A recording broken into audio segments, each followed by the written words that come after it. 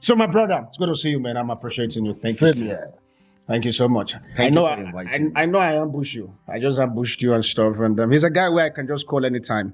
And he would definitely just show up for me. And thank you. Thank you. It's a pleasure, sir. Thank you for inviting me as well. No, I don't take it for granted. Now, talk to me. When we talk about Adewunmi first, who do we say Ade is? Because it's very important. People know me AfriOne. They know me as the Afropolitan Apostle. But who are you? When you say Adewunmi, in context, is a pastor, is a businessman, but at the same time is an Afropolitan fan. Okay. I'm into real estate, a single man, as you know. You see, guys, that's the problem. It's like that I know a lot of things. That's what I said. I have to. You pardon me. I'll try my best not to be a knowing person, but just to talk. But now I want to address something with you. Remember that it's a life of you beyond the pulpit. Absolutely. You said something that you're a businessman, which is quite interesting for me. But before we get into the business side, tell me, how is the pulpit life? The pulpit life is interesting, challenging. It's a place whereby people don't want to see you do mistakes. And at that point, you wouldn't want to live in your originality. Yeah.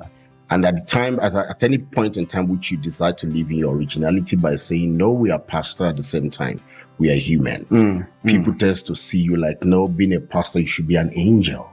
So they won't leave room for mistakes. But mind you, what we all are running away from is error. We will try as much as possible with the grace of God to run away from error, but mistakes are bound to happen. Okay. I'm also a pastor, and so that people and guys don't think as if we're here to to hit on the church. But do you think right now that with the way the people perceive the church, that they are treating pastors, or they are giving, I don't want to use the word treat, but they are giving pastor a fair chance to be human? Not at all. People are not giving pastor a fair chance to be human. At every time, for example, pastors as well get angry. Okay. At that point whereby you display anger, let me come out in that part whereby you display anger because something provoked you. People will tell you, but you are a pastor, you shouldn't have been angry. But obviously what is on ground require anger. It paid me. Absolutely. And mind you, anger, God is the first person to display anger when he wanted to correct the world. He is the first person to wipe out a nation. But if I had to ask, what makes you think that the church is not given a fair place for the people to see the pastors as human? What makes you think that, number one? Number two, does it mean that we, the pastors, we have elevated ourselves to the point that, or maybe the ecosystem has made it look as if we pastors, we are demigods, or we are elder brother of Jesus, and so because of that, we make mistakes? The actual problem is that when people see you as pastor, automatically they've envisioned you to say you live a life whereby there will be no mistakes. Okay. So at every time mistake comes up, the first thing people will say, they will forget that I'm Adewunmi before the pastor.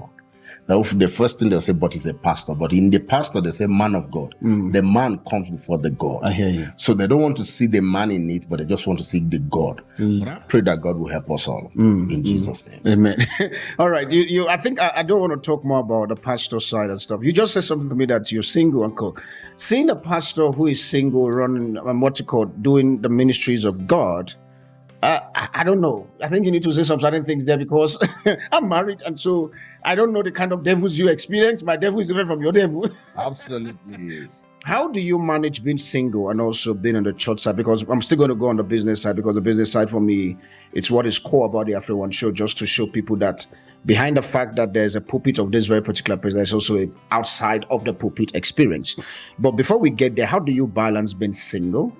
I know definitely there must be beautiful girls in your church. All the inboxes and all the buying of airtime vouchers and stuff. How do you deal with being single, but yet at the same time you maintain your integrity? How do you deal with it? It has not been an easy route or easy journey. But what kept me going and what really helped me is because I'm not just a pastor, I'm in business. Okay. So at every time those inboxes come, I just convert it to business. All right, single pastors, do you hear? Anytime the inbox is converting a business. Okay. Now I feel like asking what kind of business. I sell property. I make people homeowner. So I just turn it into business. How can I help you? Are you looking to buy? Are you looking to sell? I can make you become an homeowner, like it said in the word. In my father's house, there are many mansions. So you make them get a mansion? Absolutely. But you don't mention them. You just make them get... All right. I think I like that. I think that's a good one. When they send you the inbox, you then convert it to business and not ministry. Guys, you see life you don't know about pastors? We're getting deeper. But now tell me, how did you balance? Because you just said on your intro that you are a pastor, but at the same time also you are into business. We've seen a lot of people within the church context where they'll tell you that if you're a pastor, you just need to remain a pastor and you shouldn't do business. And we have some certain circles whereby they believe that you as a pastor, you have to do business. Which circle do you believe in the most, and why did you choose that very particular angle? Being a pastor doesn't take us away from day-to-day responsibility. And day-to-day responsibility has to do with cash flow. Okay. If you really want to enjoy your ministerial assignments, you need to have something doing. Some will tell you my calling doesn't allow me to do anything else aside ministry. But the truth of the matter is, as time goes on, you'll be the one to bleed. So in order for you not to bleed on the sheep that God has given to you, I will advise every pastor to look into business. That doesn't stop you from being a minister. So now you've been in business. Are you going to say that it has helped you, for lack of a better word, it has helped you financially, but at the same time also it has given you the respect that you need within the church? Absolutely, sir. And second part of it is that there are some people you will never meet them at the scope of your ministry. You can only have access to them in business. So at the same time, which it helps your ministry, most especially as a preacher, if you know the target of who God has called you to preach to, it will help you to know what kind of business to navigate into. And so are you saying that then, because of the target people you were looking for, is what take you into property, or property was just something that was born out of you? Property was something that was just born out of me. And but you just said depending on your target audience, because if your target audience are in media, so I need to understand that. Was it that your target audience were in property, and that's why you decided to go into property, or? I'm that pastor that want to preach to billionaires, and property is part of the game. Wow. So are you saying that those of us in media, there are no billionaires in there? There are billionaires that will come along the way in media, but they will meet us there. Wow, guys, you see that even us pastors, we are shading our own business industry. It's all good. My God will fight for me, and I'll hold my peace. But talk to me. The property is a very interesting environment. I'm not into property. I have a fair share of understanding as into property, but not the fact that I know the nitty-gritty of what property is all about. And so, if we want to talk about the concept of property business, you are in there. For those people who are listening to us, even your church member may even be watching us right now and stuff, what do you want to say about the concept of property? The concept of property is this: it gives you access beyond what you think. Okay. When we talk about stability, property brings stability. If we look at the book of Genesis, God did not just give man assignments, but he made man from the soil. And when God wanted to cause man, he didn't cause man, he caused the land. Okay. That shows how powerful it is. Immediately you are able to get into the business of property. It sets you on a pace whereby your thinking change. Stability emotionally, stability financially, stability according to where you can say, this is my home. Even the things you start buying, you are not buying because you think you are moving in the next 12 months. You are buying because this is my home. Okay. So it kind of brings stability in life. Now, I think I'm trying to get something out from you when it comes to this property stuff. Obviously, not everybody would be a property business mogul like your kind. How do you want to define? Because I remember, I think that was a day you and I we were in Stephen Akintayo's property stuff. And I remember by the time I finished, I was talking to a particular friend of mine, and he was asking me, are you planning to go into property business? And I'm like, no, I'm not Adewunmi. No, I was very honest. I'm like, I'm not Adewunmi. And I'm like, no. Very interesting. I picked the lesson I need to pick there. That moves on. But going to property business, I said, I'm not closing the door, but because I don't understand what happens in there, because in my head, maybe you help me. when you talk about properties, it's somebody who wants to get into the business. But I'm beginning to understand that property is not about you just being in the business of it. Property is also about you, like what you've just said, owning a land and stuff. So for somebody who is listening to us or watching us currently and saying that, okay, this property thing, explain it to me as me owning my own property because I'm comfortable renting. Why do I have to stress myself now becoming a landlord when I know that if the pipe of my house is faulty, I call landlord, they fix it. Because if I now become a property owner, when the pipe is faulty, there's no landlord. It has to be you. Exactly, it has to be you. Now that's one side. The second side of it is somebody who is saying that a pastor in property, what can you tell them as to the business side of it, and what is the, for lack of a better word, what is the return on investment? Because property look as if it's a long-term investment. My God, I need 3 months return, not that long. So help me. Okay. There are different sectors when it comes to property business. You don't need to own to do business in property. Okay. So if you want to do business in property, which you said you would want 3 months and you start getting return, that will now become you going into, for example, we call it corporate rental. Okay. Which people call LBMB. Okay. That is a short time that can quickly get you return. But if you're looking at long time from like 5 years and above, then that's where buying now comes in. Then there is another way whereby I tell people, most especially first-time buyers, don't buy to stay, buy to do business. But many times people don't. Wait, I got you far now. Calm down. Because all of a sudden he's going into the world of property and so for me, don't buy to stay, buy to do business. Absolutely, sir. I need us to break that because I don't understand. Because currently I buy to stay. Because you're making it look as if, okay, I'm making the wrong decisions here. Now you have to edit my thinking. And like Adolf Hitler, I said Adolf Hitler. What's the name of this man who says, I do not take a man very serious who cannot unlearn, relearn, and something, he said something like that. But I know it's something that has to do with, I don't know if it's Hitler or something like that, guys, but please help me. Don't buy to stay. That's what is interested. Okay. Don't buy to stay, buy to do business. Remember that you are using bank money to buy for those who are getting bond. If you are getting bond for the first time, don't buy to stay. Because when you buy to stay with bond for that's being a first-time buyer, for the next 20 years you are paying back. But if you buy to do business, for example, there are parts of the business whereby we tell people we get a duress seller, someone who just want to sell. Okay. The property might be, for example, 5 million, and the person just want to sell and go. If you buy to stay, you are paying back the bank 5 million.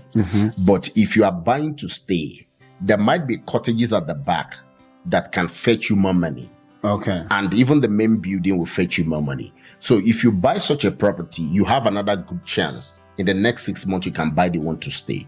Why? Because that property is generating fund. But what happened? I hear what you're saying now, which means you're talking about people whereby they buy a standalone house. Imagine people like my kind and many other people whereby we don't have a standalone house, whereby we can then have what's it called, a cottage at the back and stuff. So what then happened to our kind whereby we are buying to stay?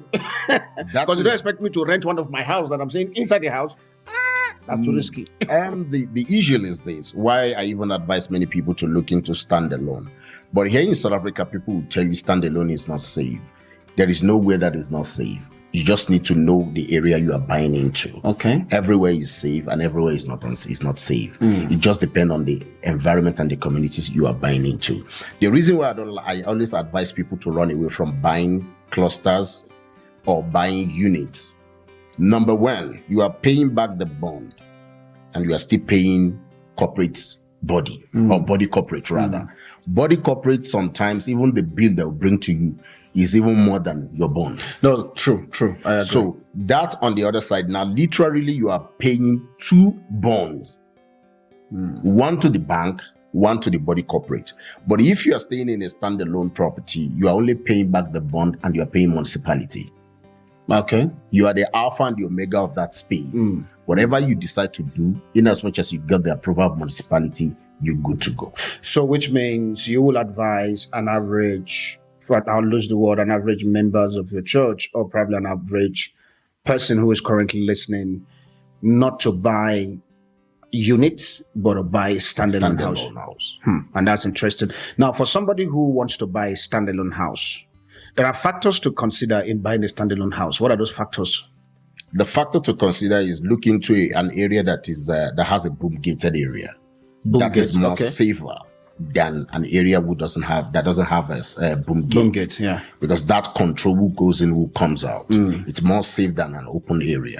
But if you want to learn more, reach out to the apostle himself. He will link you up with me and we'll talk more on that. I like this man. He's a businessman. He doesn't want to give a lot of family. Is not my fault. I try my AfriOne family. He's not giving us many infos. He wants to collect his consulting fee. Very important. But now, as much as that property is concerned, if you don't mind me going a bit personal. Yes, sir. When I mean a bit personal, in terms of you being, I don't want to use the word foreigner, but you being an African in South Africa and you are doing ministry, you are also doing business. Yes. Now, let's get into our African context, and that's what this AfriOne Show is all about. How do you want to say, as an African in South Africa, doing both ministry and both business, how do you want to say it has been for you thus far? It's challenging. You say, guys, you hear the hard. When you start with hard, then we need to go deeper.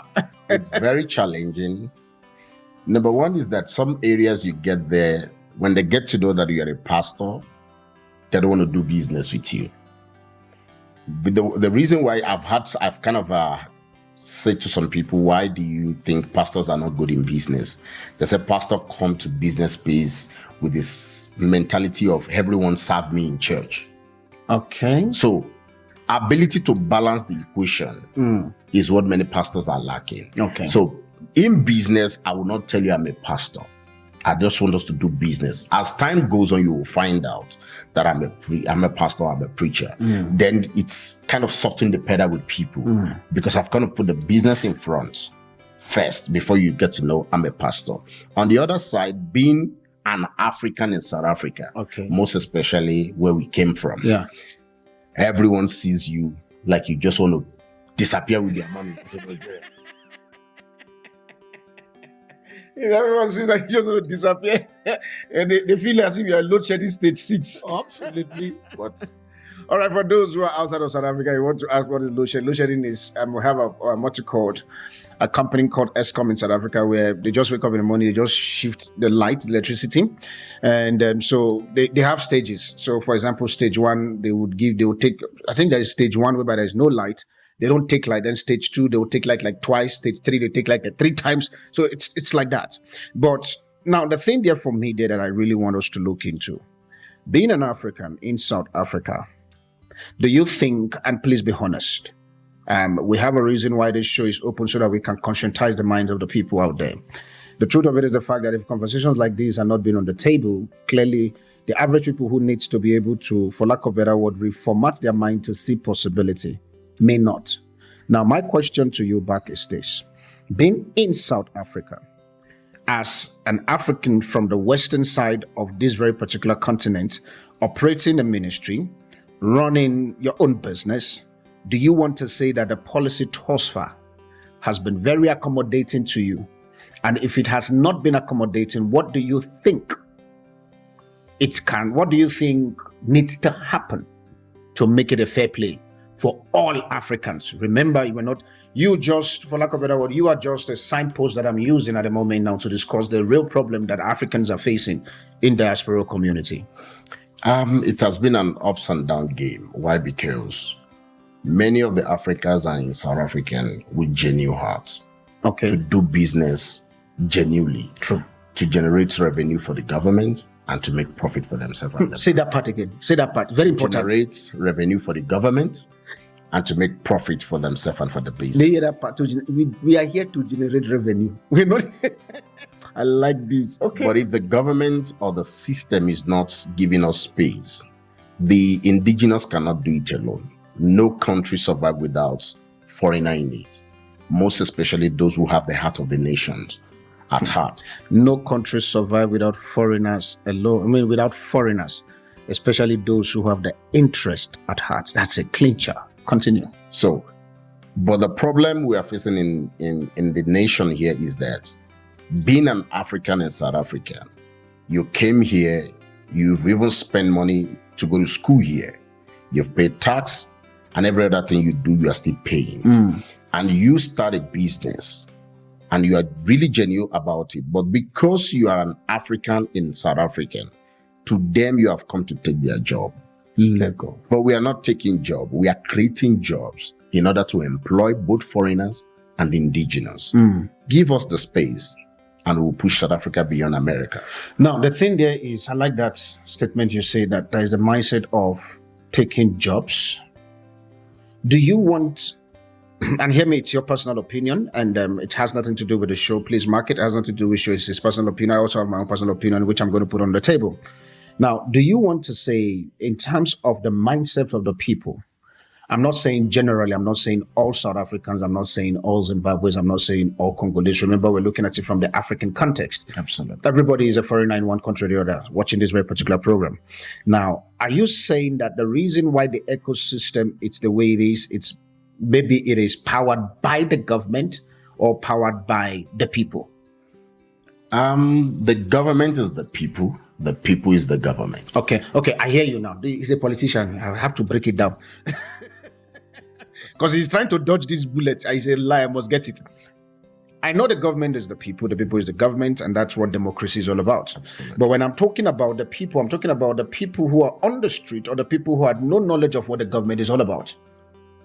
It's on the both side. For example, I went to an area in Santin to do marketing. Okay. And I got a call from a lady, at least in less than an hour after my marketing hour finished. She called me and she said to me, "Are you in Nigeria?" I said, "I'm an African." So what do you mean? How would you come from your country and you want to be selling property in South Africa? Can you imagine?